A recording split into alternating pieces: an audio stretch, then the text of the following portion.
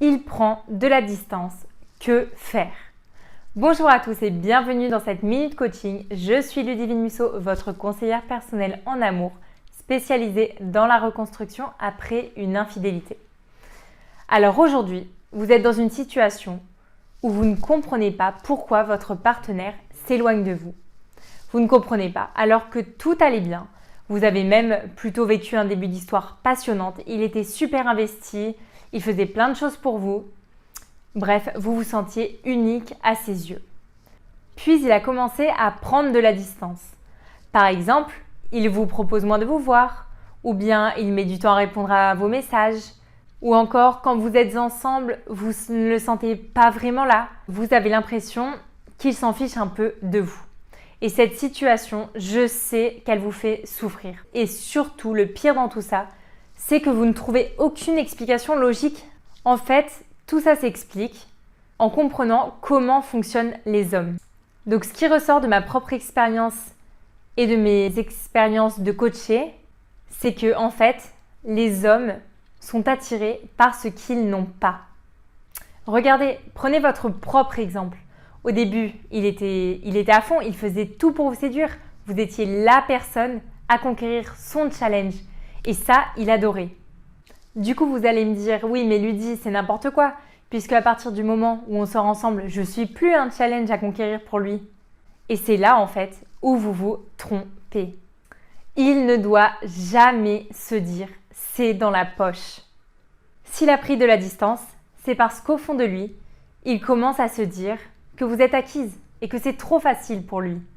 Du coup, ce qu'il va falloir faire, c'est rééquilibrer le rapport de force. C'est-à-dire qu'aujourd'hui, vous êtes sûrement dans votre couple le dominé et votre partenaire ce qu'on appelle le dominant. C'est-à-dire que vous êtes la personne qui est en demande et c'est monsieur qui tire les ficelles de votre couple. Vous êtes sûrement dans cette situation parce que vous n'avez pas vraiment confiance en vous ou bien parce que vous avez peur de perdre votre partenaire. Et du coup, inconsciemment, vous vous retrouvez dans cette position de dominer. Alors peut-être que vous allez me dire, oui mais Ludie, c'est nul, quand on aime ça devrait être facile. On ne devrait pas jouer un rôle dans les relations. Le problème, c'est que si vous pensez comme ça, votre couple n'est pas équilibré. Il y a donc ce fameux rapport de force qui n'est pas équilibré et donc c'est voué à l'échec. Donc en fait, il y a toujours un jeu de séduction à conserver dans les relations.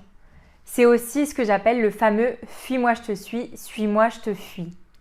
Il faut en fait garder à l'esprit que pour rester un challenge aux yeux de votre partenaire, pour rééquilibrer le rapport de force, on va utiliser la technique du « fuis-moi, je te suis ».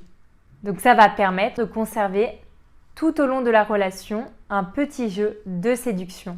Pourquoi on va utiliser cette technique de « fuis-moi, je te suis » et pourquoi c'est puissant? Parce qu'en fait, l'être humain ne supporte pas perdre ce qui lui appartenait. Alors peut-être que vous n'êtes pas totalement d'accord avec moi dans l'idée de garder une certaine attitude qui au final n'est pas naturelle. Mais regardez, au début de la relation, ça se passe super bien, où il faisait tout pour vous séduire. Vous étiez dans une phase qu'on appelle jeu de séduction, donc ce n'est pas pour rien. Et qu'est-ce qu'on fait en fait dans cette phase de jeu de séduction? On va un peu le fuir, on va pas totalement lui dire oui, on va pas lui montrer qu'on est folle de lui en fait. C'est pour ça qu'il a envie de nous séduire. On est toujours ce défi. Donc si vous lui donnez tout, si vous êtes acquise, vous ne serez plus son défi. Alors pour mettre en place le fuis-moi je te suis, qu'est-ce qu'on va faire? Dans un premier temps, on va le fuir nous aussi. En fait, on va prendre de la distance pour que ce soit lui qui revienne vers nous. Donc c'est super important, il faut que vous attendiez qu'il fasse le premier pas. Ensuite, deuxième conseil, on va reprendre confiance en nous. On va retravailler les choses qu'on aime faire. On va travailler sur nos rêves, on va travailler sur nos projets, on va revoir nos amis. On va mettre au final notre personnalité en avant et on va devenir notre meilleure version. Troisième conseil, on lui montre qu'on n'a pas besoin de lui pour être heureuse. Tout ça, ça va nous permettre de ne pas être acquise à ses yeux. Puisque, encore une fois, je le répète, pourquoi on fait tout ça? Parce que l'être humain ne supporte pas perdre ce qui lui appartenait. Donc si vous appliquez tous ces principes, qu'est-ce qui va se passer? Il va revenir et vous aurez tout gagné. La confiance en vous et en plus, l'homme qui vous aime reviendra vers vous.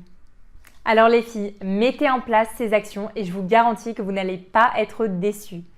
Mettez-moi un petit j'aime si vous avez bien aimé cette vidéo. Écrivez-moi un petit commentaire pour me dire si vous avez réussi à mettre en place ces actions et ce qui s'est passé.